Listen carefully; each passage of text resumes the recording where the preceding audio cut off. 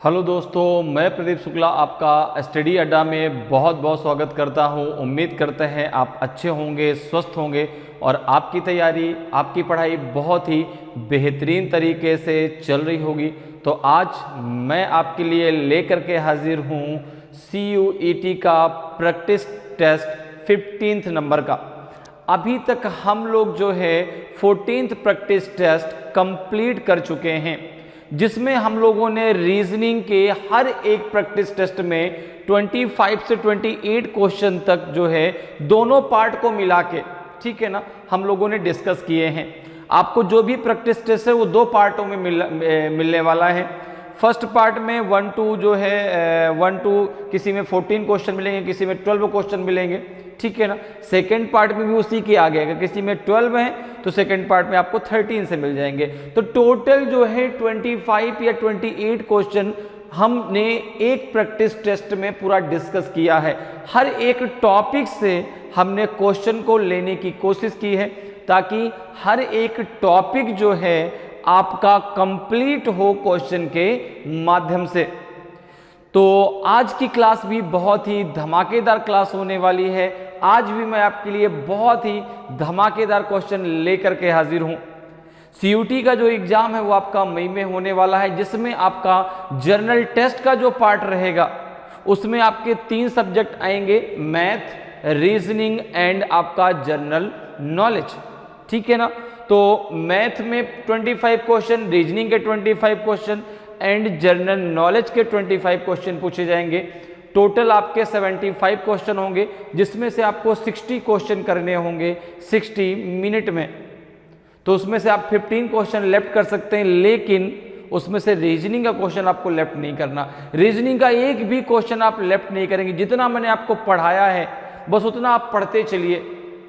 मैंने एक एक क्वेश्चन को, केवल क्वेश्चन का आंसर नहीं बताया आपको, ठीक है ना। क्वेश्चन जिस टॉपिक से पूछा गया उस टॉपिक के बेसिक कॉन्सेप्ट को भी हमने डिस्कस किया है कि अगर उस टॉपिक से रिलेटेड कोई भी क्वेश्चन आपसे पूछा जाए तो आप आसानी से सॉल्व कर सकें।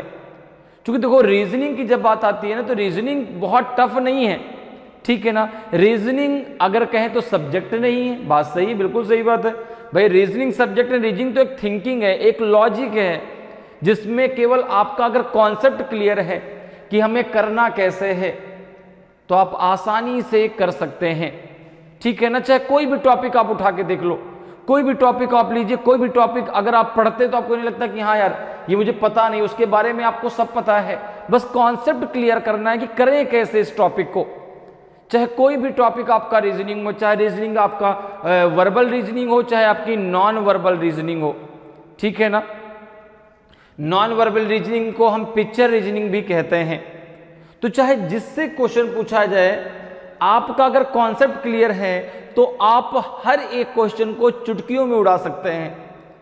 इसलिए जो रीजनिंग है ना वो केवल आपके IQ लेवल को चेक करने के लिए पूछी जाती है कि आपका IQ लेवल कैसा, आप कितना सोच पाते हैं, आपका प्रेजेंस ऑफ माइंड कैसा है। कोई चीज आपने देखी और तुरंत उसका आंसर दे दिया कि इसका आंसर ये होगा, तो ये प्रेजेंस ऑफ माइंड है आपका कि भाई कितना जल्दी आप किसी चीज के बारे में सोच पाते हैं, उसको बता पाते हैं। वही तो रीजनिंग है। इसलिए मैंने कहा ना, रीजनिंग केवल एक लॉजिक है, ठीक है ना। लॉजिक अगर आपका क्लियर है, आपका कॉन्सेप्ट क्लियर है, तो आप हर एक क्वेश्चन को रीजनिंग के चुटकियों में उड़ा सकते हैं। तो चलिए आज क्लास को स्टार्ट करते हैं बिना किसी देरी के।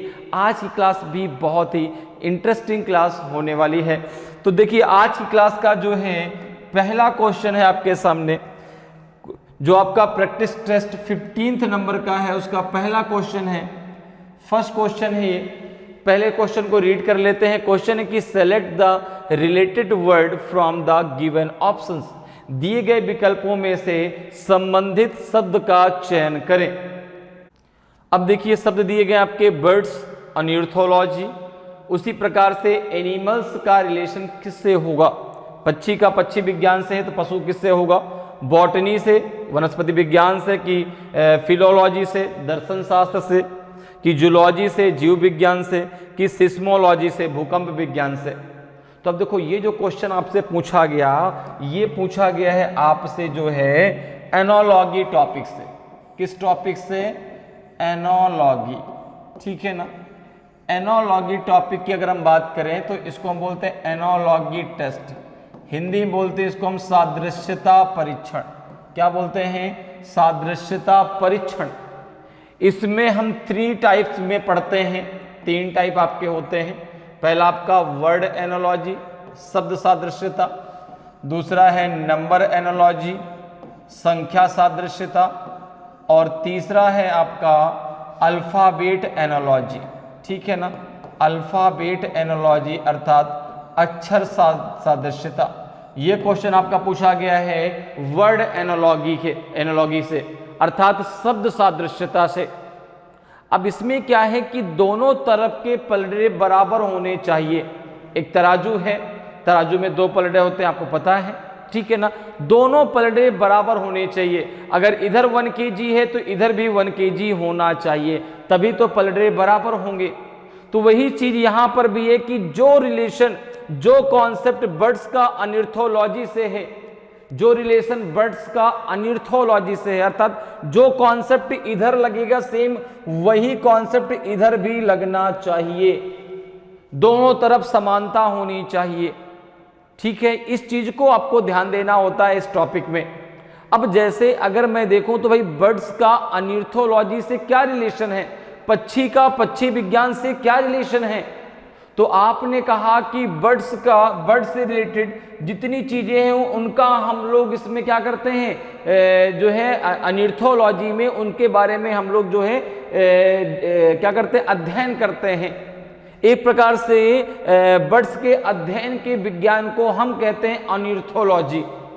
ठीक है ना। तो बर्ड्स का जो आपका अध्ययन है, बर्ड्स का जो अध्ययन है वो जो आपका साइंस है वो कहलाता है अनिर्थोलॉजी। तो उसी प्रकार से अगर मैं कहूं कि एनिमल्स का जो आपका अध्ययन है, एनिमल्स का जो अध्ययन है वो आपका कहलाता है जूलॉजी। ठीक है ना, क्या कहलाता है? जूलॉजी कहलाता है।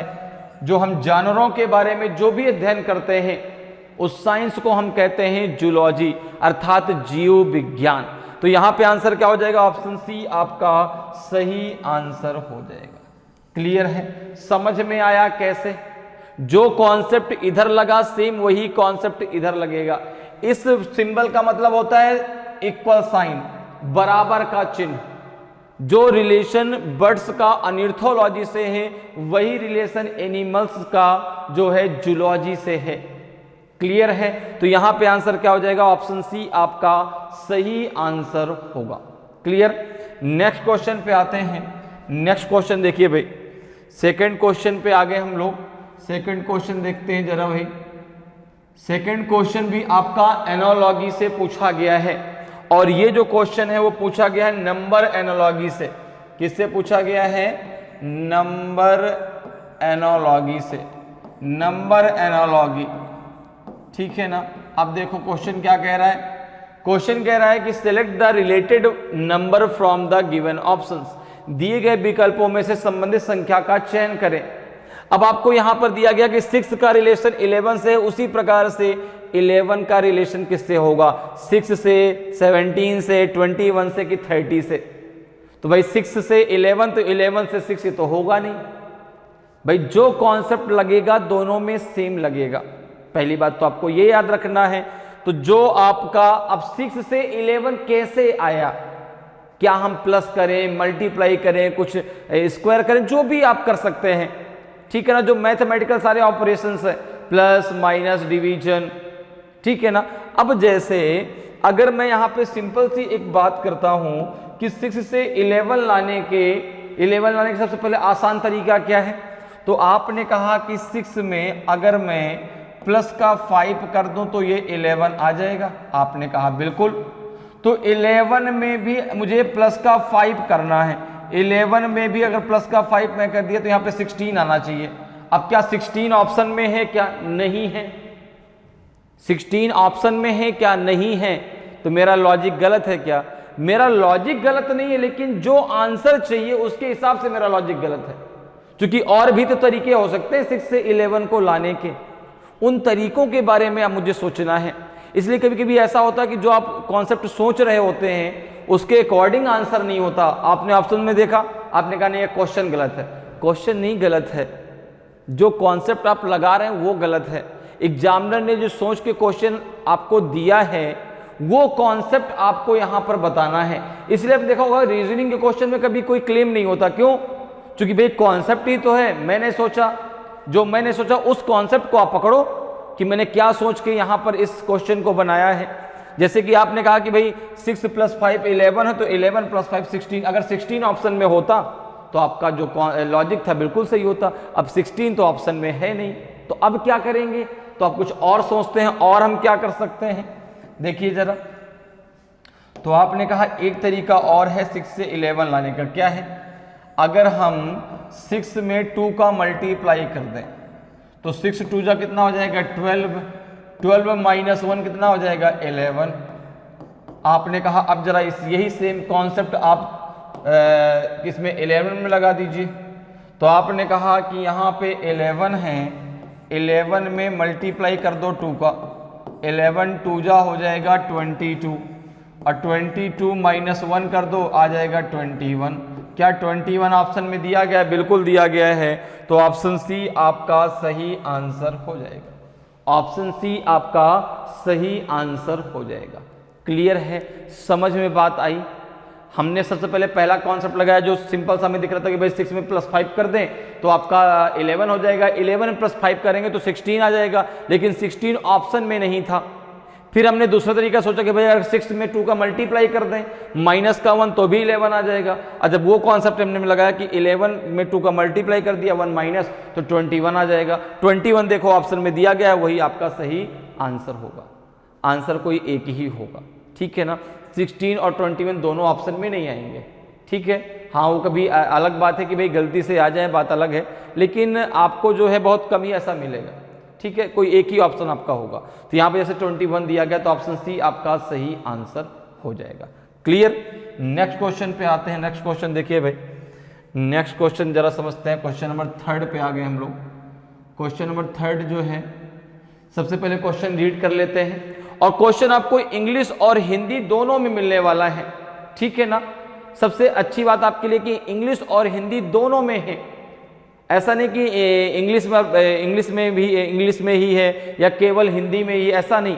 इंग्लिश और हिंदी दोनों में, ताकि किसी को भी प्रॉब्लम ना हो, ना हिंदी मीडियम वाले को ना इंग्लिश मीडियम वाले को, दोनों को आसानी चीजें समझ में आ जाए। अब देखो जैसे क्वेश्चन है, चलो रीड कर लेते हैं। क्वेश्चन कह रहा है कि if you started from a place and run towards north and after running 4 kilometer you turn to your left and run 5 kilometer again. You turn to left, run 5 kilometer and again turn left and run 6 kilometer, and before finishing your race you once again turn left and cover 1 kilometer. How far are you from your starting point? यदि आप एक जगह से शुरू करते हैं और उत्तर की ओर दौड़ते हैं और 4 किलोमीटर दौड़ने के बाद आप अपनी बाईं ओर मुड़ते हैं और 5 किलोमीटर दौड़ते हैं, आप फिर से बाईं ओर मुड़ते हैं और 5 किलोमीटर दौड़ते हैं, और फिर से बाईं ओर मुड़ते हैं और 6 किलोमीटर दौड़ते हैं, और अपनी रेस दौड़ पूरी करने से पहले आप एक बार फिर बाएं मुड़े और 1 किलोमीटर दूरी तय करें।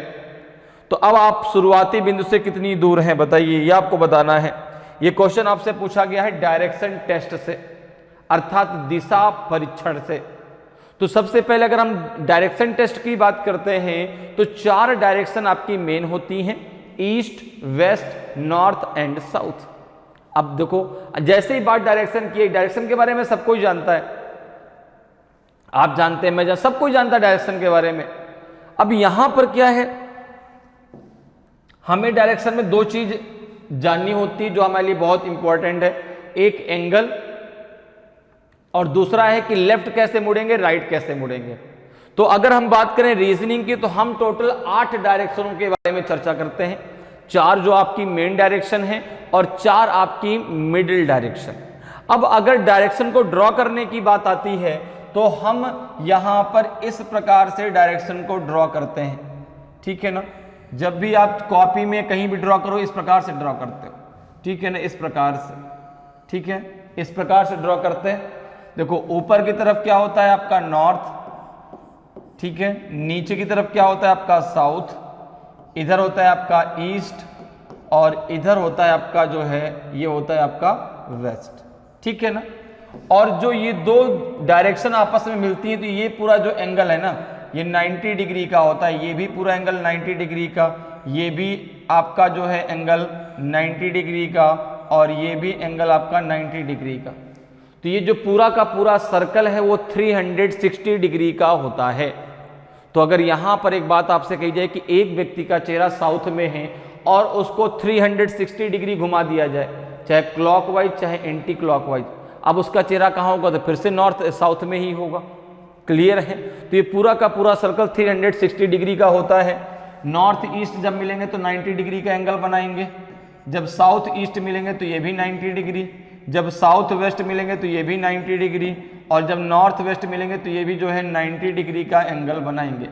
अब टोटल हम 8 डायरेक्शनों के बारे में चर्चा करते हैं। तो 4 आपकी ये डायरेक्शन, देखो ये मिडिल डायरेक्शन, ये डायरेक्शन आएगी, ठीक। इसी प्रकार से यहां से एक मिडिल डायरेक्शन ये आएगी, ओके। अब देखो यहां पे अगर हम बात करें तो ये नॉर्थ है, ये ईस्ट है, ये क्या हो जाएगा आपका नॉर्थ ईस्ट, ये ईस्ट है, ये साउथ है, ये कौन सी डायरेक्शन हो जाएगी साउथ ईस्ट, ये आपका साउथ है, ये वेस्ट है, तो ये कौन सी हो जाएगी साउथ वेस्ट, ये आपकी नॉर्थ है, ये साउथ वेस्ट है, तो ये क्या हो जाएगी नॉर्थ वेस्ट। और जो मिडिल डायरेक्शन है ना ये 90 डिग्री को 45 में क्या कर देती है, डिवाइड कर देती है। 45 डिग्री में यह इसको डिवाइड कर देती है, ठीक है ना। 45 डिग्री में सबको डिवाइड कर देती है 90 डिग्री को, क्योंकि मिडिल डायरेक्शन है तो 90 डिग्री के एंगल को वह 45 में डिवाइड कर देती है। क्लियर, इतनी बात समझ में आ गई। अब यहां पर जो मेन है वो हम समझते हैं कि कैसे हमें लेफ्ट लेना है, कैसे हमें राइट लेना है, ठीक है ना। लेफ्ट राइट किस प्रकार से यहां पर लेना है तो ध्यान देखिएगा, ये तो एंगल की बात हो गई और टोटल 8 डायरेक्शनों के बारे में हमने डिस्कस कर लिया। अब अगर हम लेफ्ट राइट की बात करते हैं देखो तो क्लॉकवाइज, ये होता है क्लॉकवाइज मूवमेंट, ये होता है क्लॉकवाइज मूवमेंट, ये होता है CW अर्थात क्लॉकवाइज। और क्लॉकवाइज मूवमेंट में हम उस व्यक्ति का क्या लेंगे, राइट लेंगे, क्या लेंगे, राइट लेंगे। इसी प्रकार से जब मूवमेंट एंटी क्लॉकवाइज होता है, जब मूवमेंट एंटी क्लॉकवाइज होता है अर्थात ACW एंटी क्लॉकवाइज, तो हम वहां पर व्यक्ति का लेते हैं लेफ्ट, क्या लेते हैं लेफ्ट। इसको आप ऐसे भी याद रख सकते हैं जैसे कि आप यहां पर जो है जा रहे हैं ईस्ट डायरेक्शन में, क्लॉकवाइज मूवमेंट नीचे की तरफ होगा तो ये इसका राइट होगा, एंटी क्लॉकवाइज मूवमेंट ऊपर की तरफ होगा तो ये लेफ्ट होगा। तो अगर आप ईस्ट में जा रहे हैं तो अगर दायां मुड़ते हैं तो आप साउथ में जाएंगे, और अगर आप बाएं मुड़ते हैं अर्थात लेफ्ट मुड़ते हैं तो आप नॉर्थ में जाएंगे। इसी प्रकार से अगर हम बात करें साउथ में हैं आप, ये एंटी क्लॉकवाइज मूवमेंट है, ये क्लॉकवाइज मूवमेंट है, तो इधर की तरफ राइट होगा, इधर की तरफ लेफ्ट होगा। अगर आप वेस्ट में हैं, ऊपर की तरफ क्लॉकवाइज मूवमेंट तो राइट, नीचे की तरफ एंटी क्लॉकवाइज मूवमेंट तो लेफ्ट। नॉर्थ में है तो ये क्लॉकवाइज मूवमेंट तो राइट और ये एंटी क्लॉकवाइज मूवमेंट तो ये लेफ्ट। क्लियर है। तो ये जो है क्लॉकवाइज जब भी आप चलेंगे तो हमेशा उस व्यक्ति का राइट लेंगे, और जब आप एंटी क्लॉकवाइज चलेंगे तो हमेशा उस व्यक्ति का लेफ्ट लेंगे। क्लियर है, इतनी बात समझ में आ गई, एंगल समझ में आ गया, लेफ्ट राइट किस प्रकार से लेना है ये समझ में आ गया। अब आते हैं अपने क्वेश्चन पर, और क्वेश्चन के अकॉर्डिंग हम बनाते हैं डायग्राम। और एक बात और याद रखिएगा, डायग्राम बनाते समय दूरी का बहुत बड़ा इंपॉर्टेंस होता है। कैसे, देखिए अभी समझ में आपको आएगा। कह रहा है कि if you start from a place and run towards north, तो हम जो डायग्राम बनाना स्टार्ट करेंगे हमेशा सेंटर पॉइंट से, वो सेंटर पॉइंट जिससे वो 8 डायरेक्शन आपस में कनेक्टेड रहती हैं। यदि किसी एक डायरेक्शन को आप जितना डिग्री मूवमेंट करा देंगे, चाहे 90 कराएं चाहे 45 कराएं, बाकी दिशाएं जो बाकी डायरेक्शन है ना वो अपने आप मूव कर जाएंगी, उनको अब आपको मूव कराने की जरूरत नहीं। अब ये सोचिए वो अपने आप सब मूव करके, जैसे मान लो सपोज करो एक पंखा है, पंखे की जो 3 पत्तियां होती हैं धुरी से कनेक्टेड रहती हैं, और जब आप उस एक पंखे की पत्ती को मूव करा देते हैं तो बाकी जो अपने आप मूव कर जाती है, उनको आपको घुमाने की जरूरत नहीं है, वो अपने आप सब मूव कर जाएंगी। वही कहानी डायरेक्शन की है कि भाई एक को आपने मूव करा दिया तो बाकी सब अपने आप मूव कर जाएंगी। अब जैसे यहां पर देखो, हम डायग्राम बनाना कहां से स्टार्ट करेंगे, सेंटर पॉइंट से। ये हो गया सेंटर पॉइंट। अब जो ये जो मैं हूं वो कहां जाता हूं, नॉर्थ में कितना जाता हूं, 4 किलोमीटर। तो नॉर्थ ऊपर की तरफ हो गया, और ये मैंने बना दिया, ये मैंने एक लाइन बना दी, और ये जो दूरी हो गई, ये दूरी हो गई आपकी 4 किलोमीटर की, ये दूरी हो गई 4 किलोमीटर। फिर आगे क्या कह रहा है, kilometre, you turn to left and run 5 kilometre. अब देखो ये जा रहा है कहाँ, नॉर्थ में, एंटी क्लॉकवाइज मूवमेंट इधर होगा। जब इधर की तरफ होगा तो ये मूवमेंट कितना है, ये आपका लेफ्ट मूवमेंट करता है इस प्रकार से, और ये दूरी चलता है 5 किलोमीटर। फिर कह रहा है, यहां तक बात कंप्लीट हो गई, ध्यान रखना, कहां तक बात कंप्लीट हो गई, यहां तक बात कंप्लीट हो गई। Again you turn to left and run 5 kilometre. अब देखो फिर से वो टर्न क्या करता है, लेफ्ट। अब ये जा रहा है वेस्ट में, लेफ्ट टर्न कहां होगा, नीचे की तरफ। 5 किलोमीटर है तो यह इससे आगे निकल जाएगा, यह इससे आगे निकल के चला जाएगा, कुछ ऐसा, ठीक है ना। यह इससे जो है, कहीं सीधा खींच लेते हैं, यह इससे जो है आगे निकल के जाएगा ऐसे, ठीक है, ऐसे आगे निकल जाएगा। 5 किलोमीटर तो इससे आगे चला जाएगा, ठीक है। इसलिए कि भाई देखो ये 4 है तो ये 5 है, तो ये इससे आगे निकल जाएगा, ये 5 किलोमीटर, ठीक। यहां तक बात क्लियर। आगे जरा देखो क्या कह रहा है, again turn left and run 6 kilometre. अब देखो फिर से लेफ्ट टर्न करेगा, जा रहा है साउथ में, एंटी क्लॉकवाइज इधर मूवमेंट होगा, कितना, 6 किलोमीटर, ये 5 है तो इससे आगे निकल के चला जाएगा, इससे यह आगे निकल जाएगा। क्यों, क्योंकि भाई ये 5 है, ये 6 किलोमीटर है, तो इसके बराबर में थोड़ा इससे आगे निकल के चला जाएगा, ठीक है। यहां तक बात क्लियर समझ में आ गई। क्योंकि ये 5 है, ये 6 किलोमीटर है, तो भाई 6 किलोमीटर 5 किलोमीटर से ज्यादा होता है। अब देखो आगे क्या कह रहा है, यहां तक बात क्लियर हो गई। Before finishing your race you once again turn left and cover 1 kilometre.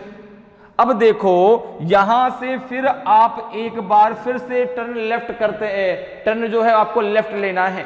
आप जा रहे हैं कहां, ईस्ट में। जब आप लेफ्ट टर्न लेंगे तो आप कहां जाएंगे, नॉर्थ में फिर से, और जो दूरी है वो 1 किलोमीटर की है। जब आप यहां से यहां तक जाएंगे, ध्यान से मेरी बात समझिएगा, तो आप बिल्कुल इसके बराबर में आ जाएंगे, आप बिल्कुल इसके बराबर में आ जाएंगे।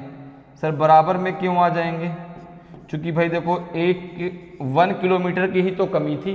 आप जब यहां से यहां तक आए थे तो ये 4 था और ये 5 था, तो आप आगे निकल गए। ये जो डिस्टेंस है ना, यहां से यहां तक की ये डिस्टेंस आपकी जो है 1 किलोमीटर की ही तो है।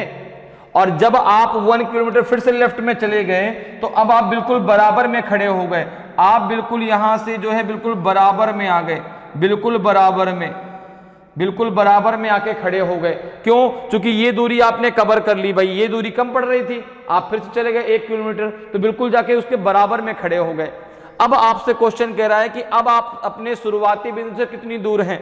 तो आपने कहा कि देखो भाई यहां से यहां तक की दूरी कितनी है, 5 किलोमीटर। तो आपने कहा कि यहां से, और अगर मैं यहां तक की दूरी की बात करूं तो ये हो जाएगा 5 किलोमीटर, और यहां से जो आगे की डिस्टेंस है, जो ये वाली डिस्टेंस है, ये हो जाएगी 1 किलोमीटर, ये हो जाएगी 1 किलोमीटर। जब ये होगी 1 किलोमीटर तो ये भी आपकी 1 किलोमीटर होगी, क्योंकि बिल्कुल बराबर में खड़ा है। तो स्टार्टिंग पॉइंट से अब वह 1 किलोमीटर की दूरी पे है, 1 किलोमीटर की दूरी डिस्टेंस पर है। तो ऑप्शन ए आपका सही आंसर हो जाएगा। ऑप्शन ए जो है आपका सही आंसर हो जाएगा, ठीक है ना। डिस्टेंस जब हम फाइंड करते हैं तो बहुत जगह जो है आपका पाइथागोरस थ्योरम लगती है, लेकिन वो तब लगती है जब वहां पे राइट एंगल बने। अगर राइट एंगल नहीं बना तो पाइथागोरस थ्योरम नहीं लगती।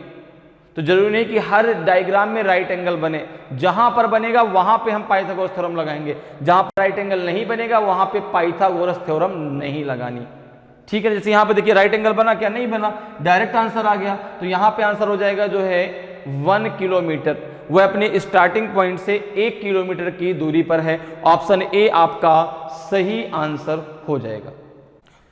चलिए नेक्स्ट क्वेश्चन पे आते हैं। देखिए नेक्स्ट क्वेश्चन क्या है आपका, क्वेश्चन नंबर 4 पर आते हैं। क्वेश्चन नंबर 4 है आपका जो है, सबसे पहले क्वेश्चन नंबर 4 को रीड कर लेते हैं। क्वेश्चन कह रहा है कि select the word which can not be form using the letters of the given word. उस शब्द का चयन करें जो दिए गए शब्द के अक्षरों का उपयोग करके नहीं बनाया जा सकता। अब देखिए यहां पर आपको एक जो है वर्ड दिया गया है MUDTRAMIN।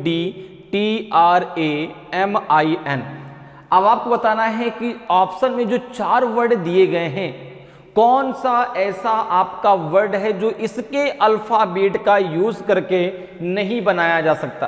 पहला है कि दूसरा है कि तीसरा है कि चौथा है।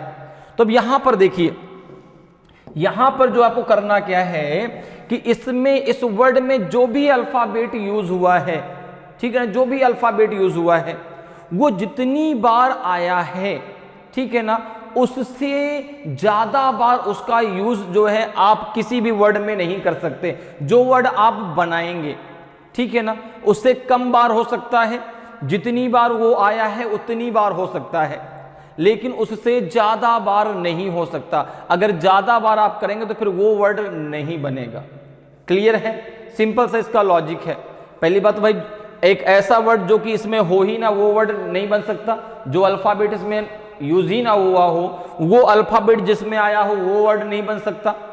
दूसरा क्या है आपको याद रखना कि जो अल्फाबेट जितनी बार आपका वर्ड में दिया गया हो उससे ज्यादा बार उसका यूज नहीं होना चाहिए। कम बार हो सकता है, जितनी बार वो दिया गया है उतनी बार हो सकता है। अब जैसे यहां पर देखो, पहला आपका है रेन, RAIN। तो आपने कहा कि रेन तो बन जाएगा, देखो RAIN पहला बन जाएगा। ये देखो रेन है तो पहला तो बन जाएगा। दूसरा है DRUM, देखो ये भी बन जाएगा। देखो D भी है, R भी है, U भी है और M भी है। देखो DRU और M, ठीक है। फिर इसके बाद तीसरा देखो ट्रेन, ट्रेन देखो TRAIN, ये भी बन जाएगा, ये भी बन जाएगा, नहीं बनेगा सारा का सारा। देखो T भी है, TRAIN, ट्रेन भी बन जाएगा। अब अगर आप चौथे की बात करें DRUK की, तो D भी है, U भी है, R लेकिन K नहीं है। क्या नहीं है? K नहीं है। K कहीं भी इस वर्ड में आया क्या? नहीं आया। इसलिए आपका जो है 4th नंबर पे जो वर्ड दिया गया है उसको आप नहीं बना सकते, उसको आप नहीं बना सकते। तो इसलिए आंसर हो जाएगा आपका DRUK। DRUK को जो है इन अल्फाबेट्स का प्रयोग करके नहीं बनाया जा सकता। तो ऑप्शन डी आपका सही आंसर हो जाएगा। क्लियर? नेक्स्ट क्वेश्चन पे आते हैं। नेक्स्ट क्वेश्चन का आंसर जरा डिस्कस करते हैं भाई। क्वेश्चन नंबर 5 है और सबसे पहले क्वेश्चन को रीड कर लेते हैं। क्वेश्चन है कि if in a certain language MADRAS is coded as NBESBT, then how will Bombay BOMBAY is coded in that language? यदि किसी भाषा में मद्रास को NBESBT लिखा जाता है तो उस भाषा में बॉम्बे को कैसे लिखा जाएगा? तो ये क्वेश्चन आपसे पूछा गया है कोडिंग डिकोडिंग टॉपिक से। अब कोडिंग डिकोडिंग की जब बात आती है तो बात होती है अल्फाबेट की A to Z की, और A to Z की जब बात आती है तो बात होती है 1 to 26 की। मैंने हर बार आपसे कहा कि जब भी आप अल्फाबेट के क्वेश्चन को सॉल्व करिए, जहां पर भी आपको अल्फाबेट मिले हमेशा अल्फाबेट के कोड के द्वारा उसको सॉल्व करिए। बहुत आसानी से और कम समय में आप कर पाएंगे। अब अगर कोड की बात करें, सर ये कोड क्या है? ठीक है ना, कोड किस चिड़िया का नाम है? तो मैंने कहा कोड जो है, कोड का मतलब हो गया उसकी प्लेस वैल्यू। भाई A to Z सबको पता है, आप सबको अल्फाबेट के बारे में मालूम है। अब इसने शुरुआत से आप पढ़ रहे हैं, ठीक है ना, ABCDEFG, लास्ट में आपका Z आएगा। अगर मैं उसकी प्लेस वैल्यू की बात करूं तो A1 B2 C3, Z का कोड आपका 26 होगा।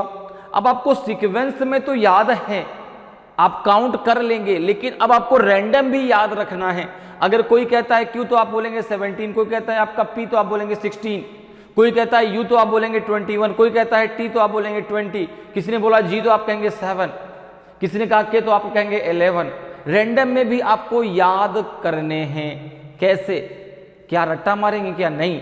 आप केवल उसको 1 से 2 बार पढ़ो, एक बार मेरे साथ पढ़ो। मैं आपको हर एक क्लास में जब भी अल्फ़ाबेट की बात आती है, मैं अल्फ़ाबेट का कोड आपको जरूर रिवाइज कराता हूं, ताकि आपके कोड जो दिमाग में एकदम बैठ जाए। क्योंकि जैसे ही बात अल्फ़ाबेट की होगी, आप कोड के माध्यम से करेंगे, बहुत आसानी से कर पाएंगे। अगर मैं यहाँ पे कोड की बात करूं, जैसे देखो, सबसे पहले आपका ए, फिर क्या आएगा आपका बी, सी, फिर क्या आएगा आपका डी, फिर ई, F, ji, H, I, J, K, L, M, N, O, P, Q, R, S, फिर आपका आएगा T, T, U, V, W, X, Y and ये हो जाएगा आपका जेड।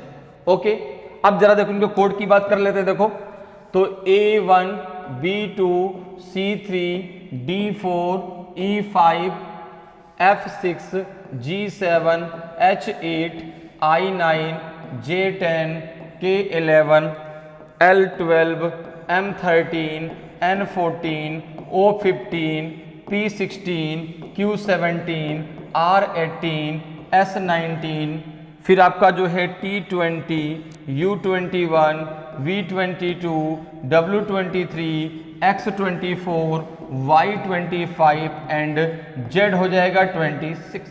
Z कितना हो जाएगा आपका 26। क्लियर है?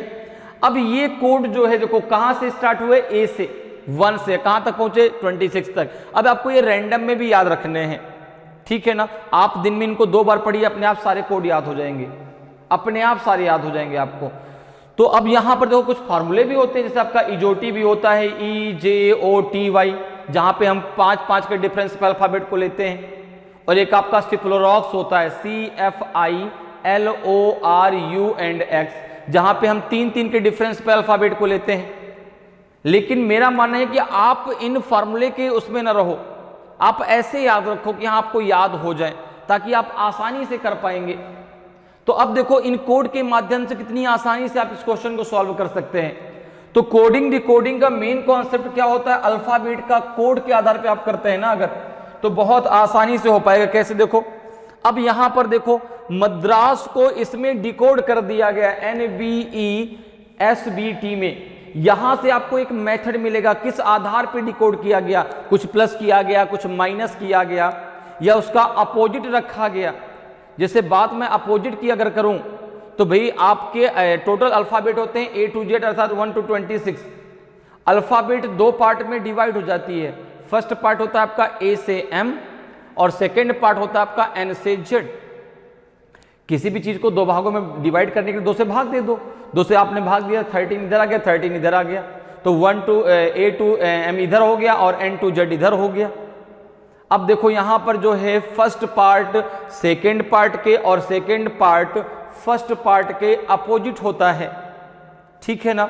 अगर हम बात करें यहां पे अपोजिट के डिफिनीशन की, तो 2 अल्फाबेट, जो भी 2 अल्फाबेट आप लेते हैं, ठीक है ना, उन दोनों अल्फाबेट के कोडों का जो योग है वो टोटल आपका 27 होना चाहिए। तो एक अल्फाबेट आपको फर्स्ट पार्ट से लेना है, एक सेकेंड पार्ट से।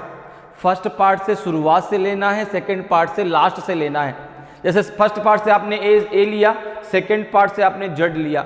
ए का कोड 1, जेड का 26, टोटल मिला के 27। तो ए का अपोजिट क्या हो जाएगा जेड, बी का अपोजिट वाई, सी का अपोजिट एक्स, डी का अपोजिट डब्ल्यू, ई का अपोजिट वी, एफ का यू, जी का टी, एच का एस, आई का आर, इसके बाद आपका क्या आएगा जे का क्यू, के का पी, एल का ओ, एम का एन। और जो भी 2 अल्फाबेट दूसरे के अपोजिट हैं, उन दोनों का जो कोडों का जो टोटल सम है वो आपका 27 होना चाहिए। अब यहां से पहले हम क्या निकालेंगे, मेथड निकालते थे, क्या हो रहा है, प्लस माइनस कुछ हो रहा है कि अपोजिट रखा गया है। जो मेथड निकलेगा सेम वही आपका बॉम्बे में हम अप्लाई कर देंगे। तो जरा देखते हैं भाई, यहां पे दिया गया पहले मद्रास, पहले इसको इस प्रकार से लिख दो, MADRAS आपने लिख दिया। अब देखो इसके नीचे आप लिख दीजिए N, यहां पे B, फिर यहां पे आपका E आएगा, यहां पे S आएगा, यहां पे B आएगा और यहां पे T आएगा। इस प्रकार से आपने लिख दिया। अब इनके जरा कोड लिख लीजिए। देखो M13 A1 D4 R18 A1 S19, फिर देखो N14 B2 E5 S19 B2 and T20। और जैसे ही आपने कोड लिखा सारे के सारे राज आपके सामने जो है निकल के आ गए कि भाई इसमें क्या कॉन्सेप्ट लग रहा है। अगर आप यहां पर देखें तो सिंपल सा कॉन्सेप्ट है, ठीक है। फर्स्ट का रिलेशन अगर हम फर्स्ट से देखें, भाई मद्रास को इसमें डिकोड किया गया है तो हमेशा जो है अब M से N आएगा ना कि N से M आएगा, क्योंकि मद्रास को किसमें डिकोड किया गया है, NBESBT में, इसलिए इससे ये अल्फाबेट आएगा। इस बात को ध्यान रखिएगा। अब देखो M से अगर मैं अब M की बात छोड़ दो, अगर मैं 13 से 14 की बात करूं तो आपने कहा प्लस का 1 कर दीजिए। अगर मैं 1 से 2 की बात करूं तो प्लस का 1 कर दीजिए। 4 से 5 की बात करूं तो प्लस का 1। 18 से 19 आपने कहा प्लस का 1। 1 से 2 आपने कहा प्लस का 1। 19 से 20 आपने कहा प्लस का 1। सब में क्या हो रहा है, प्लस का 1 हो रहा है। यहां से मेथड क्या निकला कि सब में आप प्लस का 1 कर दीजिए और जो आपका आएगा उस अल्फाबेट को आप वहां पे रख दीजिए। तो अब यहां पर हमसे पूछा गया बॉम्बे, यहां पर हमसे पूछा गया बॉम्बे, BOMBAY, ठीक है ना। अब देखो जरा, B का कोड कितना है 2, O का 15, M13, B2, A1 and Y25। तो 2 + 1 कितना हो जाएगा, 2 + 1 3 हो जाएगा, 3 होता है C का कोड। 15 + 1 16, 16 होता है P का कोड। 13 + 1 14, 14 होता है N का कोड। 2 + 1 3, 3 होता है C का कोड। 1 + 1 2, 2 होता है B का कोड। और 25 + 1 26, 26 होता है Z का कोड। तो आंसर क्या आ जाएगा, CPN CBZ, CPN CBZ। जो किस ऑप्शन में दिया गया है, ऑप्शन बी में दिया गया। किसमें, ऑप्शन बी में, CPN CBZ, ये आपका सही आंसर हो जाएगा। तो इस प्रकार से आप अल्फाबेट के कोड के माध्यम से कोडिंग डिकोडिंग के क्वेश्चनों को बहुत आसानी से और कम समय में सॉल्व कर सकते हैं। क्लियर है। नेक्स्ट क्वेश्चन पे आते हैं। नेक्स्ट क्वेश्चन जो है देखिए आपका 6 नंबर का क्वेश्चन है। ये क्वेश्चन आपका जो है सीरीज पर आपका क्वेश्चन दिया गया है। Select the correct option that will complete the series. उस सही विकल्प का चयन करें जो श्रृंखला को पूरा करेगा। अब देखो सीरीज की अगर हम बात करें तो सीरीज हम 2 प्रकार से पढ़ते हैं। सीरीज की अगर हम बात करते हैं तो सीरीज को हम 2 प्रकार से पढ़ते हैं। एक आपका जो है number series, number series, number series, और एक है आपका अल्फाबेट सीरीज, अल्फाबेट सीरीज, ठीक है ना। अल्फाबेट सीरीज में कैपिटल लेटर सीरीज और स्मॉल लेटर सीरीज। अगर आप अल्फाबेट सीरीज की बात करें तो इसमें आपका आ जाएगा capital letter series, capital letter, capital letter, और जो है एक आ जाएगी स्मॉल लेटर, स्मॉल लेटर, ठीक है ना, small letter series. Small letter series को हम रिपीटेड सीरीज भी कहते हैं। स्मॉल लेटर सीरीज को हम रिपीटेड सीरीज भी कहते हैं। तो ध्यान रखिएगा, अगर अल्फाबेट में आपसे कैपिटल लेटर सीरीज पूछी जाए तो हमेशा हम A to Z की बात करते हैं और A to Z में हमेशा हम 1 to 26 की बात करते हैं। लेकिन अगर रिपीटेड सीरीज से बात की जाए, स्मॉल लेटर से पूछी जाए, रिपीटेड सीरीज पूछी जाए, तो वहां पर फिर हम अल्फाबेट के कोड की बात नहीं करते। क्लियर है। इस बात को आपको ध्यान रखना है। जब क्वेश्चन स्मॉल लेटर सीरीज से आएगा, रिपीटेड सीरीज, तब आपको बताऊंगा कैसे वहां पे करना है, ठीक है ना। इतनी बात क्लियर है। तो ये जो क्वेश्चन है वो आपको पूछा गया है नंबर सीरीज से। किससे पूछा गया, नंबर सीरीज से। देखो क्वेश्चन आपका 22, 21, 23, फिर 22, 24, 23 क्वेश्चन मार्क। क्या आएगा क्वेश्चन मार्क की जगह, 22 आएगा, 24 आएगा, 25 आएगा, 26 आएगा। तो देखो आपको करना क्या है, सीरीज का मतलब होता है एक पैटर्न, एक वहां पे मेथड फॉलो होना चाहिए। जैसे अभी हमने कोडिंग डिकोडिंग क्वेश्चन किया तो वहां पे देखो पैटर्न चल रहा था, +1 +1 +1। तो सीरीज का मतलब है कि एक पैटर्न फॉलो होना चाहिए, मुझे बताना ना पड़े, आप खुद बताएं कि हाँ यहाँ पे आगे अगला वाला ये होगा, ये नंबर यहाँ पर आएगा। तो अगर एक सामान्य तरीके से सीरीज बढ़ रही है अगर एक सामान्य अंतराल से सीरीज बढ़ रही है तो वहां पे कुछ ना कुछ हमेशा प्लस होगा, अगर एक सामान्य अंतराल से सीरीज घट रही है तो कुछ ना कुछ वहां पे माइनस होगा, अगर असामान्य तरीके से बढ़ रही है तो मल्टीप्लाई होगा, और अगर असामान्य तरीके से घट रही है तो डिवीजन होगा।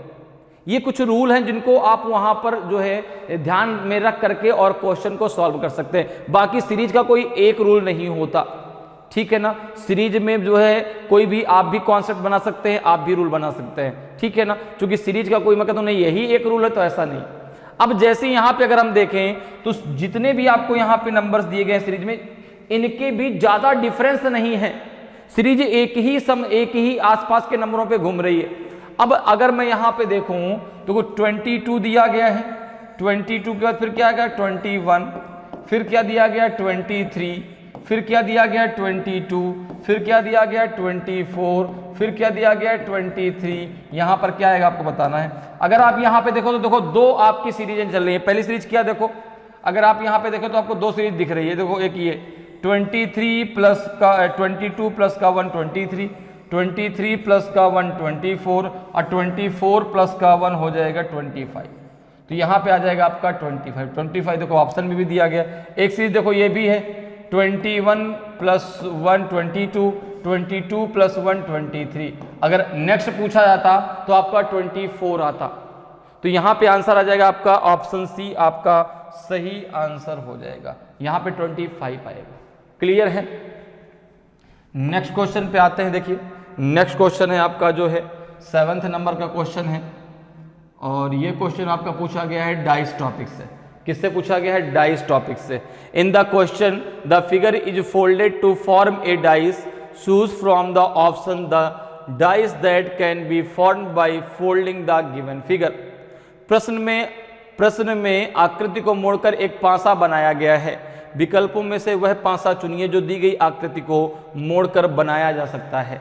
अब देखो यहाँ पर आपको एक ओपन डाइस दिया गया है और 4 आपको ये जो है फोल्डेड डाइस दिए गए हैं। आपको बताना है कि इस ओपन डाइस को फोल्ड करके इनमें से कौन सा बनाया जा सकता है। पहले ऑप्शन में है कि पहला, तीसरा और चौथा बनाया जा सकता है। दूसरा है कि दूसरा और चौथा बनाया जा सकता है। तीसरे में दिया गया कि फर्स्ट एंड सेकेंड, और चौथे में दिया गया कि केवल चौथा बनाया जा सकता है। तो आप देखो आपको करना कैसे है। अगर हम बात करें डाइस की तो डाइस में आपकी 6 सरफेस होती हैं। देखो यहाँ पे 6 दिखाई पड़ रही हैं, 1 2 3 4 5 और 6। अब आपको ओपन डाइस में मेन कॉन्सेप्ट क्या याद रखना है कि ओपन डाइस जो है आपके 5 से 6 प्रकार के होते हैं जो आपके एग्जाम में पूछे जाते हैं। जिसमें ओपन डाइस जैसे यहाँ पे ये देखो बना है और ये 4 फोल्डेड डाइस बने, कौन सा बनाया जा सकता है ये आपको बताना है। तो यहां पर आपको क्या याद रखना है कि जो ओपन डाइस आएगा उसमें हम सरफेस को किस प्रकार से अपोजिट ले सकते हैं, ठीक है ना। तो जरा मैं बताता हूं कि अगर यहां पे जो 5 से 6 प्रकार के आपके ओपन डाइस होते हैं उनमें कैसे आप सरफेस को अपोजिट ले सकते हैं। सबसे पहले अगर हम बात करें, देखो सबसे पहले मैं आपको 6 के 6 ओपन डाइस बताता हूं। पहला जो है, अगर कभी भी आपको ऐसा ओपन डाइस मिल जाए, यहां मैं बता रहा हूं किस प्रकार से आप ओपन डाइस में सरफेस को अपोजिट लेंगे। उन सरफेस में कुछ भी लिखा हो सकता है, किसी का नाम, किसी का, जैसे यहाँ पे देखो सिंबल बना है, कुछ आपकी ब्लैंक भी हैं, हो सकता है कि नंबर लिख के आ जाए, किसी का नाम लिख के आ जाए। तो मेन आपको क्या याद रखना है, कैसे हमको वहां पर सरफेस को अपोजिट लेना है।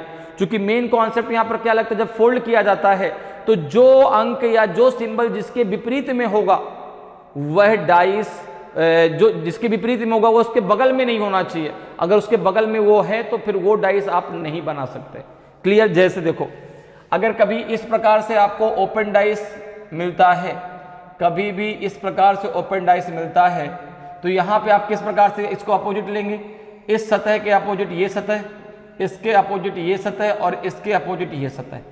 दूसरे प्रकार में आते हैं, अगर कभी भी आपको ओपन डाइस कुछ ऐसा मिल जाए, कभी भी अगर ओपन डाइस आपको कुछ ऐसा मिल जाए, कुछ ऐसा मिल जाए, तो यहाँ पे देखो इसके अपोजिट ये, इसके अपोजिट ये और इसके अपोजिट ये हो जाएगा।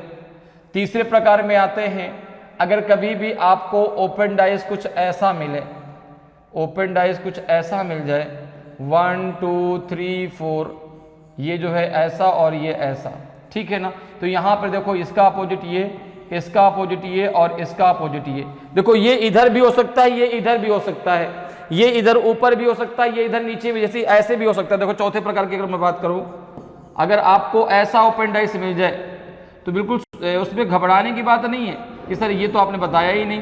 1 2 3 4, एक यहाँ पे और बना लेते हैं। अब सपोज करो यहाँ पे ये ऐसे मिल गए, यहाँ पे ये ऐसे मिल गया, तो आपको बिल्कुल परेशान नहीं होना। यहाँ पर भी देखो इसका अपोजिट ये हो जाएगा, इसका अपोजिट ये हो जाएगा और इसका अपोजिट ये हो जाएगा, ठीक है ना।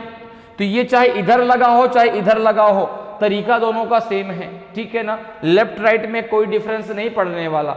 तो ये कितने हो गए आपके 4 टाइप। अब जरा पांचवें में आते हैं, मैं आपको सारे के सारे ओपन डाइस बता देता हूं, ठीक है ना। अब जरा पांचवें में आते हैं।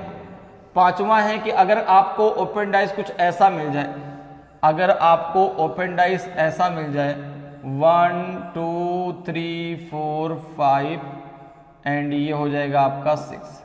देखो इसका अपोजिट ये लेंगे, इसका अपोजिट ये लेंगे और इसका अपोजिट ये लेंगे। अब आते हैं छठवें टाइप में। अगर आपको ओपन डाइस कुछ ऐसा मिले, अगर ओपन डाइस कुछ आपको ऐसा मिल जाए सीढ़ी नुमा, ठीक है ना, कैसा मिले सीढ़ी के आकार का, ठीक है, कुछ ऐसा मिल जाए तो आप उसमें कैसे जो है वहाँ पर अपोजिट लेंगे। देखो 1 2 3 1 2 3, तो यहाँ पे इसका अपोजिट ये होगा, इसका अपोजिट ये होगा और इसका अपोजिट ये होगा। सातवें टाइप की बात कर लेते हैं। अगर आपको ओपन डाइस कुछ ऐसा मिल जाए, अगर ओपन डाइस कुछ आपको ऐसा मिले, यहाँ पे जो है ओपन डाइस कुछ आपको ऐसा मिल जाए तो आप किस प्रकार से वहाँ पर सरफेस को अपोजिट लेंगे, ये मैं आपको बता रहा हूँ। इस प्रकार से कभी भी अगर आपको ओपन डाइस मिलता है तो आप यहाँ पर किस प्रकार से अपोजिट लेंगे, ठीक है ना। देखो टोटल आपके भाई डाइस में 6 सरफेस ही तो होंगी, 7वीं तो होगी नहीं, तो चारों ट्रायंगल मिलकर के एक सतह बनाएंगे। तो यहाँ पर देखो इसके अपोजिट में ये हो जाएगा और इसके अपोजिट में ये हो जाएगा, और जो मिडिल में डायरेक्शन बचेगी ना, सरफेस बचेगी, जो मिडिल में सरफेस बचेगी उसके अपोजिट में आपके ये चारों ट्रायंगल मिलकर के जो सरफेस बनाएंगे ना वो आएगी, ठीक है ना। जो मिडिल सरफेस बचेगी उसके अपोजिट में ये जो चारों ट्रायंगल मिलकर के सरफेस बनाएंगे उसके अपोजिट में होगी। अपोजिट का मेन कॉन्सेप्ट इसलिए निकाला जाता है क्योंकि जो अंक, जो सिंबल या किसी का नाम हो जो जिसके विपरीत में होगा वह उसके बगल में नहीं हो सकता। तो किस प्रकार से आपको अपोजिट लेना है, बात समझ में आ गई। अब जरा आते हैं अपने क्वेश्चन पे। देखिए जरा इस क्वेश्चन में सबसे पहले हम क्या देखेंगे, कौन किसके अपोजिट है। तो आपने कहा कि यहां पर कुछ ऐसा है, ये बना हुआ है आपका, देखो 1 2 3 4, यहां पे आपका ये 5 और यहां पे ये आपका 6। देखो यहां पे आपका क्रॉस बना है, यहां पे आपका ट्रायंगल बना है, ये आपका जो है सर्कल बना है।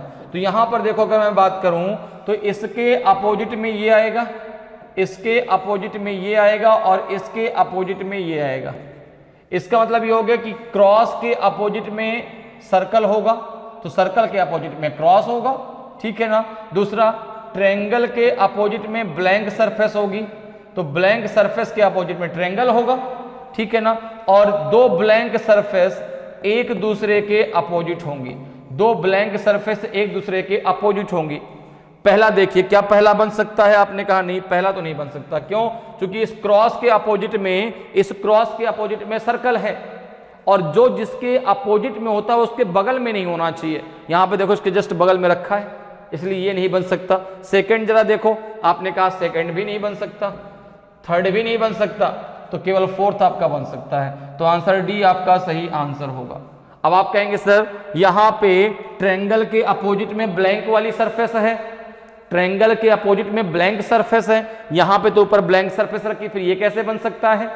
तो देखो भाई यहां पे ये दोनों भी तो ब्लैंक हैं, इनमें भी कोई एक हो सकती है, क्योंकि दोनों ब्लैंक एक दूसरे के अपोजिट हैं। हो सकता है कि ये हो, ठीक है ना, हो सकता है कि ये हो, ठीक है ना।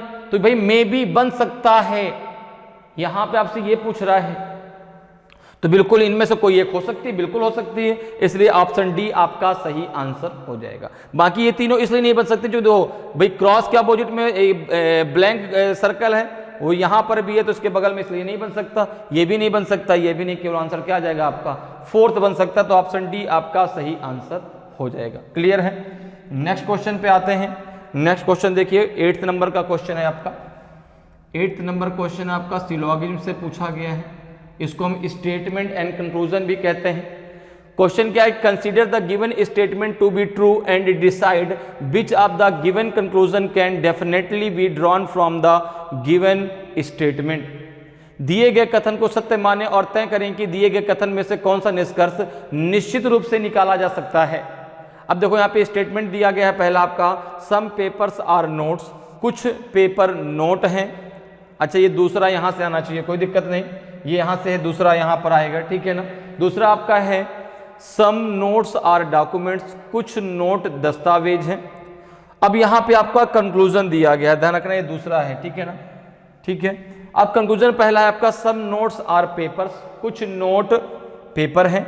दूसरा है सम डॉक्यूमेंट्स आर नोट्स, कुछ दस्तावेज नोट हैं। अब आपको जो आंसर देना है ना वो ए बी सी डी में देना है।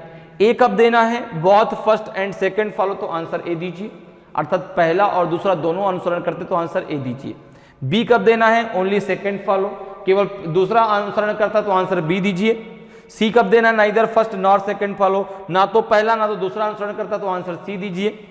और डी देना है कब, कि ओनली फर्स्ट फॉलो, केवल अगर पहला अनुसरण करता है तो आंसर डी दीजिए। अब देखो यहां पर अगर हम बात करें सिलोगिज्म की, इसे हम स्टेटमेंट एंड कंक्लूजन के नाम से भी जानते हैं। तो यहां पर स्टेटमेंट जो कहेगा वो आपको 100% सत्य मानकर चलना है, उसके साथ कोई आर्गुमेंट नहीं करना।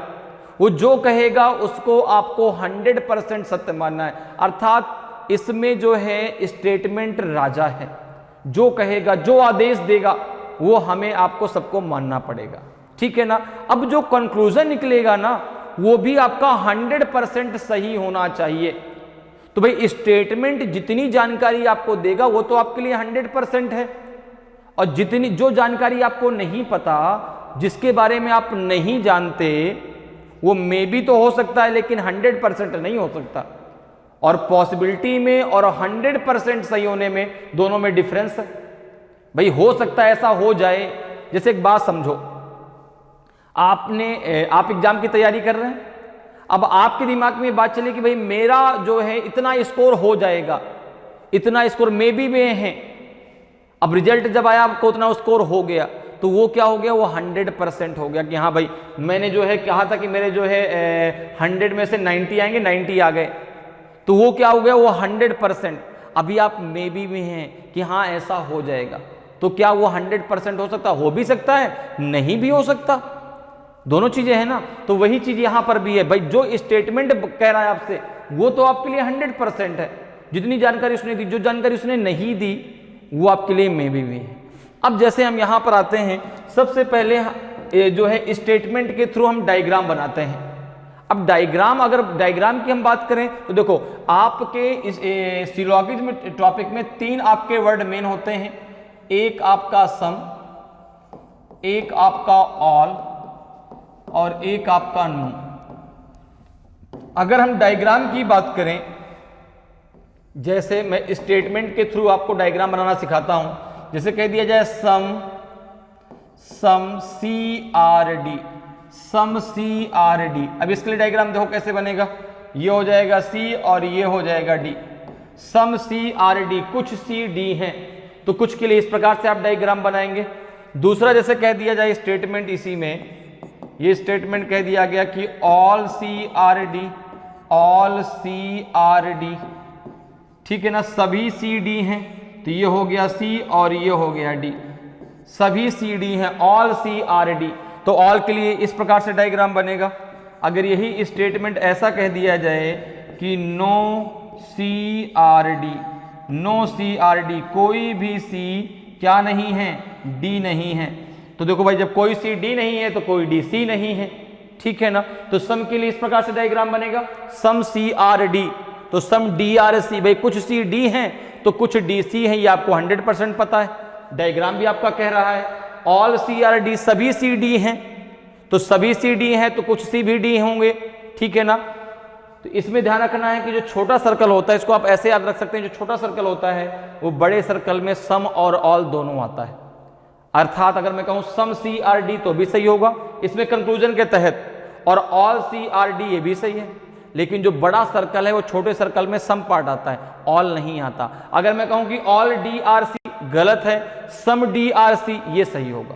और नो के लिए इस प्रकार से आप डायग्राम आते हैं, कोई CD नहीं है तो कोई DC नहीं है। क्लियर है। अब आते हैं जो है हम अपने क्वेश्चन पे। अब स्टेटमेंट के थ्रू सबसे पहले हम बनाते हैं डायग्राम। देखो जरा स्टेटमेंट क्या कह रहा है, सम पेपर्स आर नोट्स, ठीक है ना। तो आपने कहा यहां पे बनाया पहले पेपर का circle, some paper are notes, ये हो गया पेपर और ये हो गया आपका नोट्स का सर्कल, ठीक है ना। फिर क्या कह रहा है दूसरा कि some notes are document, some notes are document, ये हो गया आपका डॉक्यूमेंट का circle, some notes are document, ठीक है ना। क्लियर है। अब आते हैं, ये तो हमारा बन गया जो है क्या बन गया डायग्राम, किसके थ्रू, स्टेटमेंट के थ्रू।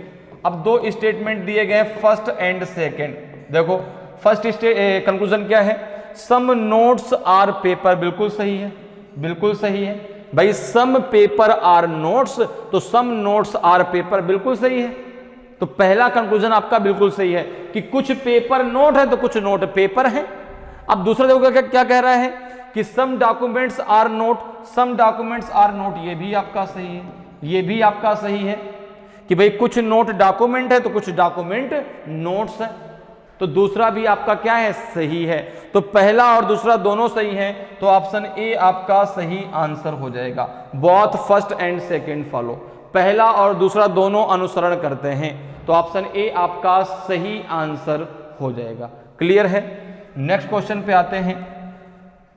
क्वेश्चन नंबर 9 की बात करते हैं। देखिए क्वेश्चन नंबर 9 है आपका, क्वेश्चन नंबर 9 कह रहा है कि arrange the following words as for their order in the dictionary, निम्नलिखित शब्दों को शब्दकोश में उनके क्रम के अनुसार व्यवस्थित करें। अब ये कुछ आपको इंग्लिश वर्ड दिए गए हैं जिनको आपको अकॉर्डिंग टू डिक्शनरी जो है क्या करना है, अरेंज करना है। जिस प्रकार से वो जो है डिक्शनरी में आता है, अब अकॉर्डिंग टू डिक्शनरी कैसे करेंगे, तो A to Z करना है। जिस प्रकार से अगर डिक्शनरी की हम बात करते हैं तो सबसे पहले अल्फाबेट में A आता है, फिर लास्ट में क्या आता है, Z। तो वही आपको यहां पर भी लगाना है, अल्फाबेट के अकॉर्डिंग आपको इनको जो है एक क्रम में लगाना है, डिक्शनरी के क्रम में लगाना है। जैसे आप देखते हैं ना भाई, डिक्शनरी में अगर कोई वर्ड आपको खोजना है, अब अगर वो ए से स्टार्ट है तो आप क्या करते हैं, ए वाले सेक्शन में पहुंचते हैं। अब ए में भी बहुत सारे सेक्शन हैं कि ए के बाद ए आया, फिर ए में जो है वो उसमें मेन अल्फाबेट आपका ए हो गया। अब ए में भी क्या है, पहले ए वाला मिलेगा, फिर बी वाला मिलेगा, फिर सी वाला मिलेगा, फिर ए डी वाला मिलेगा, फिर ई वाला मिलेगा, लास्ट में ए जेड वाला मिलेगा।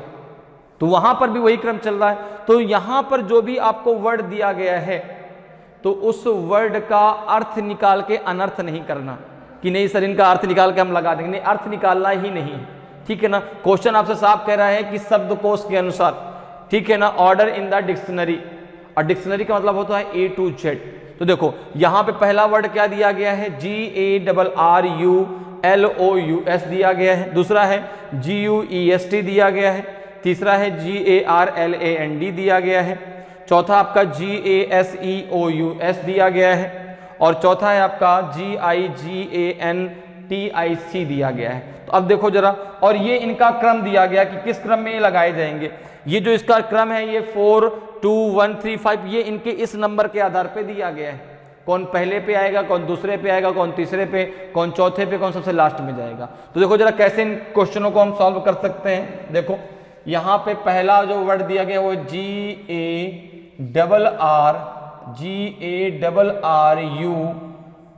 GARRULOUS हमने लिख लिया यहाँ पे।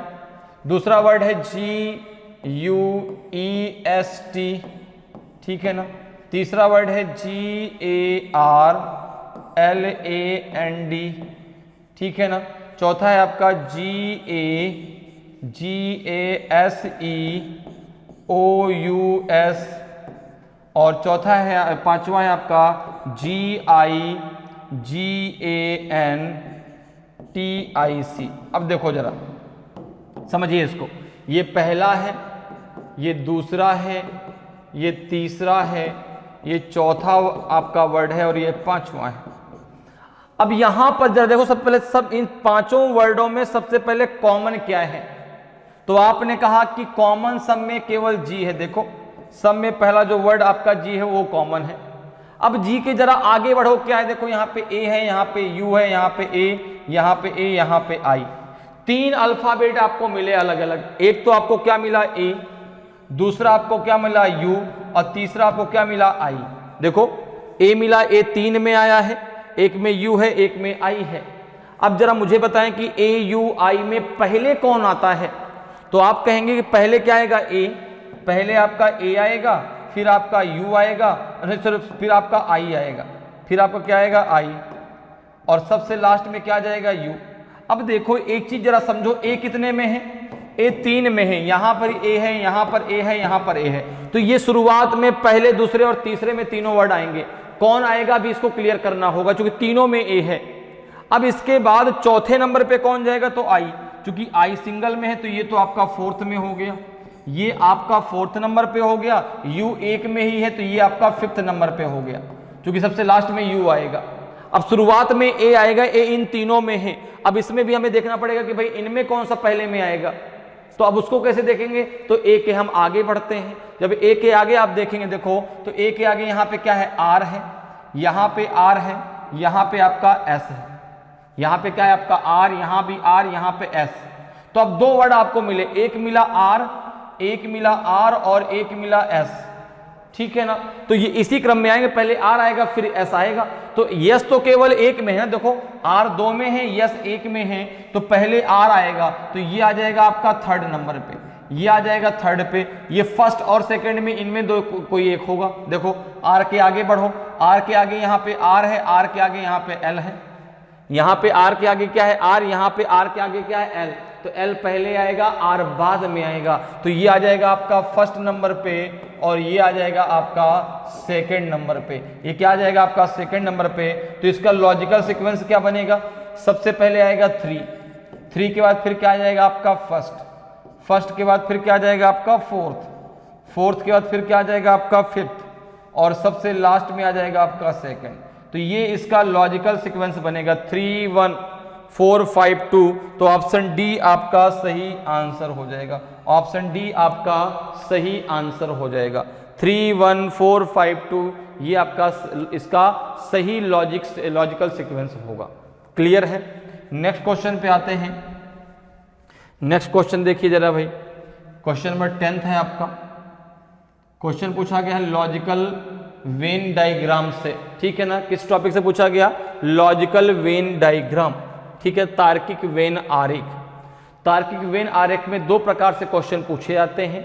एक में जिसमें आपको कुछ वर्ड दिए जाते हैं, ठीक है ना, और उन वर्डों में क्या है, आपको जो है वर्ड दे दिए गए और फिर आपसे पूछा जाता है कि इनको जो है सेट्स के माध्यम से उनके बीच रिलेशन को आपको रिप्रेजेंट करना होता है। और जो दूसरा टाइप उसमें आपको इस प्रकार से डायग्राम बन करके आता है और आपसे उसी डायग्राम पर क्वेश्चन पूछे जाते हैं। जैसे यहाँ पे आप देखेंगे कि तीन आपके डायग्राम आपस में कनेक्टेड है, एक सर्कल है, एक ट्रायंगल है और एक आपका रेक्टेंगल है।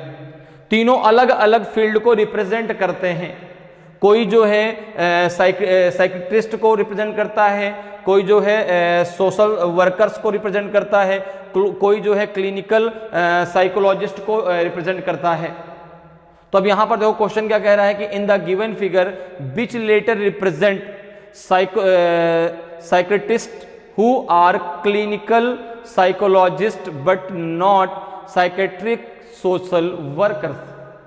दी गई आकृति में कौन सा अक्षर उन मनोचिकित्सकों को दर्शाता है जो नैदानिक मनोविज्ञान है, मनोवैज्ञानिक है लेकिन मनोरोग सामाजिक कार्यकर्ता नहीं है।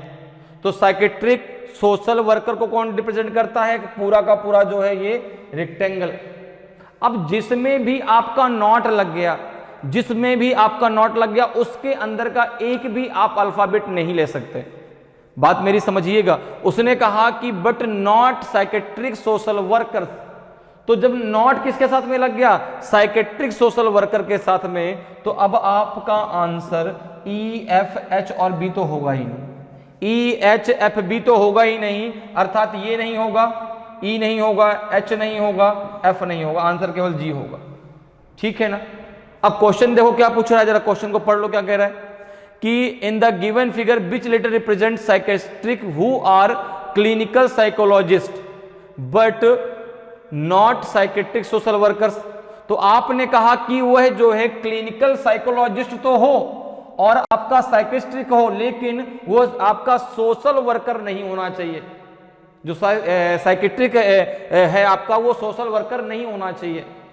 ठीक है ना। तो यहां पे इसमें नहीं लग गया। अब इन दोनों में आपका जो है क्लिनिकल साइकोलॉजिस्ट में और आपका साइकेट्रिक में, इसमें दोनों में कौन सा कॉमन है, अर्थात ऐसा भाग जो आपका ट्रायंगल और सर्कल दोनों में कॉमन है, वही आपका सही आंसर होगा। तो आपने कहा जहां पर देखो जी लिखा है, जहां पे जी लिखा है ये आपका सही आंसर होगा। वैसे भी आपका केवल जी ही तो बचा है, आप डायरेक्ट आंसर डी लगा सकते हैं।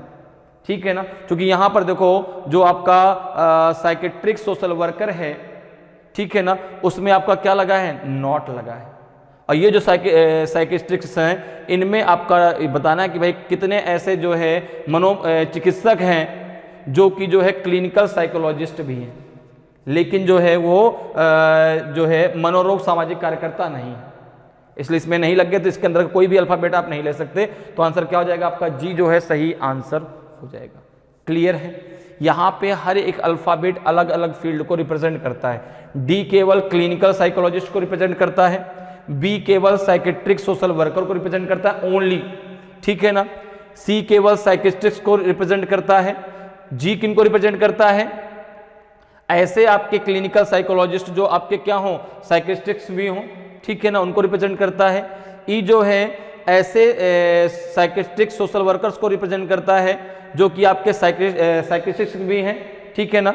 और एफ किन को रिप्रेजेंट करता है, तीनों को रिप्रेजेंट करता है, जो आपके क्लिनिकल साइकोलॉजिस्ट भी हैं, जो आपके साइकेट्रिस्ट भी हैं और साइकेट्रिक सोशल वर्कर भी हैं। ठीक है। एच किसको रिप्रेजेंट करता है, क्लिनिकल साइकोलॉजिस्ट को और आपके साइकेट्रिक सोशल वर्कर को। क्लियर, सारी बात समझ में आ गई। तो यहां पे जो आंसर हो जाएगा आपका जी हो जाएगा। तो ऐसे क्वेश्चनों में केवल आप क्वेश्चन को पढ़ें और आंसर दें, बहुत आसान होते हैं। ठीक है। कहीं कहीं क्या कभी कभी क्या होता है कि आपका डायग्राम जो बनाता है उसमें सारे फील्ड को रिप्रेजेंट जो करते हैं उसको लिख कर नहीं आता, तो वो आपके पूरे के पूरे क्वेश्चन में दिए जाते हैं, उसको आप लिख कर वहां पर देख लीजिए। नहीं कभी के जैसे यहाँ पे देखो आपके हर एक उसमें लिखा हुआ है, ठीक है ना, कौन किसको रिप्रेजेंट करता है।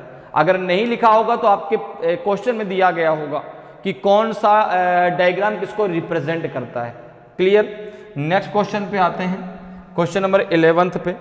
क्वेश्चन नंबर 11 है आपका, पिक्चर रीजनिंग से क्वेश्चन पूछा गया है। ठीक है ना। किस टॉपिक से पूछा गया है ये पेपर कटिंग एंड फोल्डिंग से पूछा गया क्वेश्चन है। ठीक है। क्वेश्चन क्या कह रहा है कि a piece of paper is folded and cut as shows below in the given figure from the given options indicate how it will appear when opened। कागज के एक टुकड़े को मोड़कर काट दिया जाता है जैसा कि नीचे दी गई आकृतियों में दिखाया गया है। दिए गए विकल्पों में से बताएं कि खोले जाने पर यह कैसा दिखाई देगा।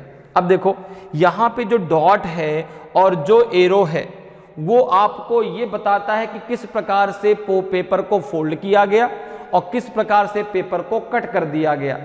ठीक है ना। पेपर कटिंग और फोल्डिंग में मेन कॉन्सेप्ट क्या है कि भाई जो सबसे पहले आपका फोल्ड होगा वो सबसे लास्ट में ओपन होगा और जो सबसे लास्ट में फोल्ड होगा वो सबसे पहले ओपन होगा। ठीक है ना। यहां तो कितनी बार उसको फोल्ड किया और जितनी बार उसको फोल्ड किया जाएगा उतनी बार ओपन किया जाएगा। देखो एक बार फोल्ड कर दिया गया, डॉट डॉट दशा तक यहां से पूरा फोल्ड हो गया, फिर ये दूसरी बार ऐसे नीचे की तरफ इसको फोल्ड किया गया, तो सबसे लास्ट में इसको इस प्रकार से फोल्ड किया गया, लास्ट में यहाँ पे इसको कट लगा दिया गया, एक इस प्रकार से जो है यहाँ पे कट लगाया गया। अब जब इसको फोल्ड ओपन किया जाएगा तो सबसे पहले ये वाला पार्ट ओपन होगा, सबसे पहले ये वाला पार्ट ओपन होगा, तो ये कुछ आपको ऐसा दिखाई पड़ेगा। देखो ये लाइन ऊपर जाएगी, ये लाइन ऊपर जाएगी ऐसे, और ये ऐसे दिखाई पड़ेगा, कुछ ऐसा डायग्राम आपको ये दिखाई पड़ेगा। बिल्कुल सही बात है भाई। जब इसको आप ऐसे ओपन करेंगे तो ये लाइन कहाँ चली जाएगी, ये लाइन ऊपर चली जाएगी और ये जो सर्कल है ये आपका यहाँ पे आ जाएगा, कुछ ऐसा आपको दिखाई पड़ेगा। देखो जरा किसमें दिया गया है, यहाँ पे अगर देखो तो फर्स्ट क्यों नहीं हो सकता, क्योंकि यहाँ पे नीचे वाला भी आपका जो है इसी प्रकार से, नीचे वाला इस प्रकार से होना चाहिए। भाई ये थोड़ा ना बदलेगा, ये बदलेगा, जब आप इसको ऐसे ओपन करेंगे ऊपर की तरफ तो ये लाइन ऊपर जाएगी, ये नीचे आएगा। अगर हम सेकंड की बात करें तो सेकंड भी आपका सही नहीं है, क्योंकि यहां पर जो है ये ऊपर होना चाहिए, ये नीचे होना चाहिए। अगर हम सी की बात करें तो सी आपका देखो, ये सी आपका सही है, सी आपका सही है, क्योंकि देखो ये जब आपका ऊपर जाएगा तो इस प्रकार दिखाई पड़ेगा, तो सी आपका सही आंसर होगा। डी भी आपका सही नहीं, तो आंसर सी आपका सही आंसर हो जाएगा। क्लियर है? तो पेपर कटिंग एंड फोल्डिंग को कॉन्सेप्ट याद रखना है। मैंने शुरुआत में आपसे कहा कि कॉन्सेप्ट अगर क्लियर है तो आप हर एक क्वेश्चन को बहुत आसानी से सॉल्व कर सकते हैं। अगले क्वेश्चन पे आते हैं। अगले क्वेश्चन का आंसर जरा बताएं भाई कौन सा होगा। क्वेश्चन नंबर 12 है, आज की क्लास का आखिरी क्वेश्चन है ये। बताएं जरा क्या होगा आपका जो है इस क्वेश्चन का आंसर। ये भी क्वेश्चन आपका पिक्चर रीजनिंग से लिया गया है। क्वेश्चन कह रहा है कि from the given option select the one in which the given figure is exactly impeded. दिए गए विकल्पों में से उसे चुने जिसमें दी गई आकृति बिल्कुल सन्निहित है। अब ये आपको एक आकृति दी गई है, आपको बताना है कि ये ए बी सी डी में किसमें यही आकृति सन्निहित है, एम्बेडेड है, अंतर्निहित है, सेम यही आकृति। अगर आप ए की बात करें तो ए में आपको ये आकृति देखो दिख तो रही है, लेकिन इसमें एक चीज की कमी है। सेम यही आकृति है लेकिन इसमें एक चीज की कमी है। वो कमी क्या है? वो कमी है इस लाइन की, ये लाइन नहीं है। देखो यहाँ पे ये लाइन चाहिए थी, इसलिए आंसर ए तो नहीं होगा। अगर हम बी की बात करें तो बी में देखो, बी में ये है आपका, ये तो है, चलो ठीक है, ये भी ठीक है, यहाँ भी ठीक है, यहाँ भी ठीक है, यहाँ भी है, लेकिन यहाँ पे दिक्कत है, यहाँ पे इसको ऐसे आना चाहिए, तो आपका बी भी गलत है, बी भी नहीं हो सकता। अगर हम सी की बात करें, सी में देखो जरा, अगर हम डी की बात करें तो डी भी आंसर, डी में तो होगा ही नहीं, डी में तो है ही नहीं आकृति, तो आंसर सी ही आपका सही होगा। आंसर सी ही सही होगा। कैसे देखो जरा, देखते हैं भाई।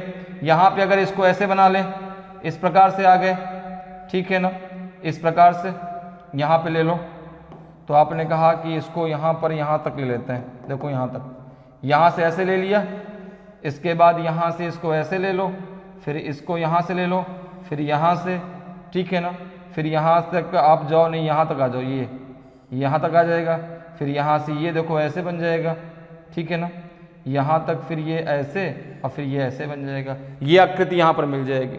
तो यहाँ पर देखो आपका जो है ये आकृति इसमें सन्निहित है, तो ऑप्शन सी आपका सही आंसर हो जाएगा।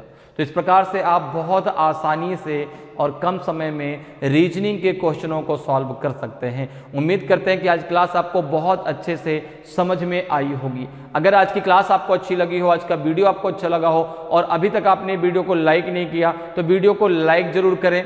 अगर आप नए हैं और अभी तक आपने चैनल को सब्सक्राइब नहीं किया तो चैनल को सब्सक्राइब जरूर कर लें, ताकि आपको क्लास की जानकारी समय समय पर मिलती रहे और आपकी तैयारी बेहतरीन तरीके से चलती रहे। तो आज के लिए इतना ही, फिर मिलेंगे। जय हिंद, जय भारत।